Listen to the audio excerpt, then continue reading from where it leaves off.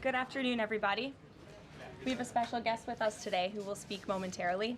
But first, I would like to begin with a message from the White House to the families of the victims in the brutal murder case in Idaho, who were sharing their heart-wrenching stories about their loved ones before the court today and addressing the evil killer who took 4 precious souls. We are so sorry for the grief and the pain you have experienced at the hands of such a vicious and evil killer. Our nation grieves with you, and we will never forget the precious souls who were lost in this horrific act of evil. If it were up to the president, he would have forced this monster to publicly explain why he chose to steal these innocent souls. May God bless and watch over everyone affected by this unimaginable tragedy, especially the parents who lost their children. Let me begin with a few scheduling items off the top. Later this afternoon, President Trump will deliver the keynote address at the Winning the AI Race Summit here in Washington, D.C. President Trump believes it is non-negotiable that the United States wins the AI race, which is why today, President Trump will announce a bold and comprehensive AI action plan to sustain and enhance America's global AI dominance. Under President Trump's leadership, our country will lead the world in AI to secure a brighter future for all Americans, massively grow our economy, and protect our national security. The president will also sign 3 executive orders at the event this afternoon. On Friday morning, President Trump will travel to Scotland for a working visit that will include a bilateral meeting with Prime Minister Starmer to refine the historic US-UK trade deal. On the topic of trade, yesterday, President Trump accomplished something no other president has ever achieved. The president secured and announced 3 major trade deals with the Philippines, Indonesia, and Japan, all in one day. President Trump is finally putting a stop to our country getting ripped off. As a result of the president's successful negotiating tactics, many foreign markets are now being opened to American industries for the very first time, and harmful trade barriers are being broken down.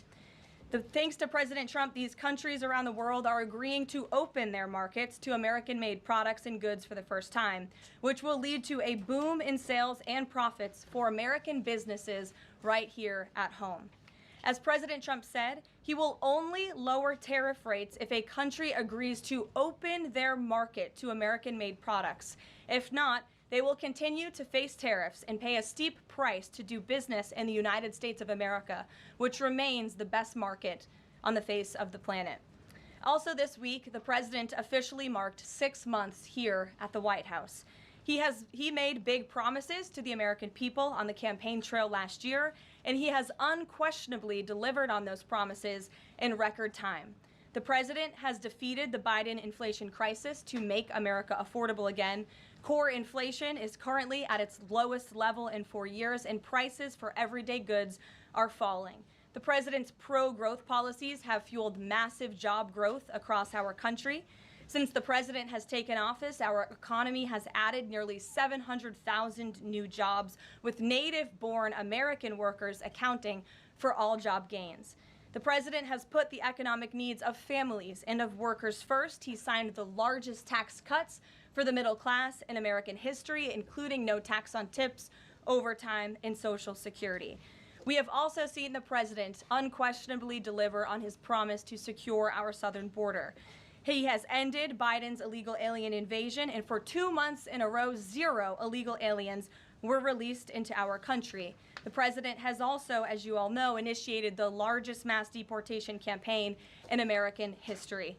The president has also restored law and order to make America safe again, another campaign promise he vowed to the American public. The United States of America is currently on track for its lowest murder rate on record, following this shift from the last administration to the Trump administration. The president has also ended Joe Biden's reckless war on American energy. U.S. oil and natural gas production are now surging, and summer gas prices reached their lowest level since 2021.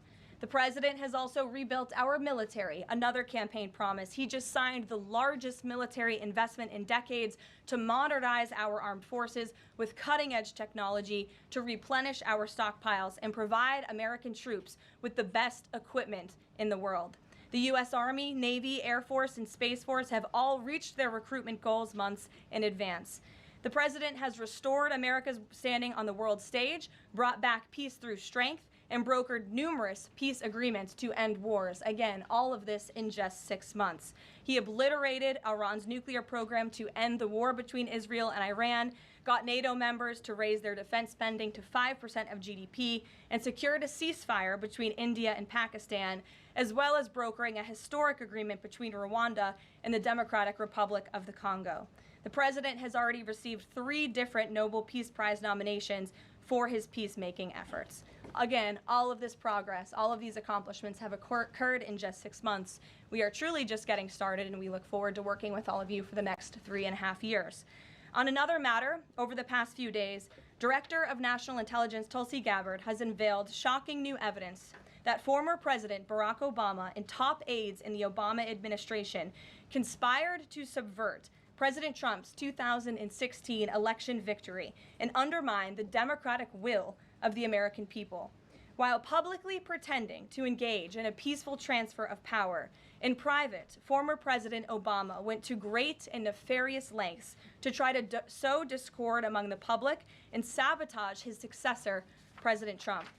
The new evidence released by the Director of National Intelligence, who is here with me today, confirms that the Obama administration manufactured politicized intelligence, which was later used as the justification for baseless smears against President Trump in an effort to try to delegitimize his victory before he even took the oath of office. The truth is that President Trump never had anything to do with Russia, and the Russia collusion hoax was a massive fraud perpetuated on the American people from the very beginning. And the worst part of this is Obama knew that truth, and so did all of the other corrupt officials involved in this scam, including former CIA Director John Brennan, former Director of National Intelligence James Clapper, former FBI Director James Comey, former Deputy Director Andrew McCabe, and many others. Director of National Intelligence Gabbard's report further confirms what we already knew. There was no collusion, no corruption, except on the part of Barack Obama and the weaponized intelligence agencies at the time. The Russia hoax was a blatant lie, all ginned up by Democrat political operatives that were signed off on by then President Obama and leaked to the news media to launch a years-long witch hunt against President Trump and his first administration. Allies of the president, including his own son, Donald Trump Jr., were disgustingly smeared as Russian assets, and some even had their lives destroyed because of this vicious lie. The president's first 2 years in office had this fake distraction hanging over it, and endless resources, time, and political capital were spent having to debunk these lies from the highest levels of our government. Now, nearly 10 years later, thanks to the declassification of documents by Director Gabbard, the truth has finally come to light. And this truth vindicates President Trump, his family, and his many allies and associates who were smeared with defamatory lies.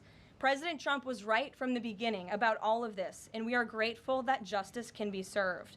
Now, we have even more damning evidence implicating those who tried to sabotage a duly elected president and did grave material harm to our republic.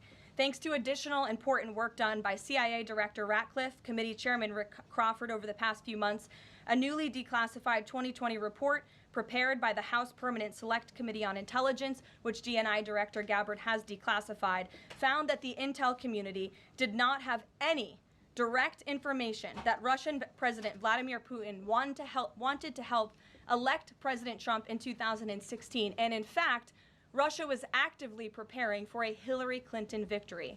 But at the unusual direction of Barack Obama at the time, the intel community published implausible intelligence suggesting otherwise. Why? To sabotage the incoming president. This is truly one of the greatest political scandals in American history.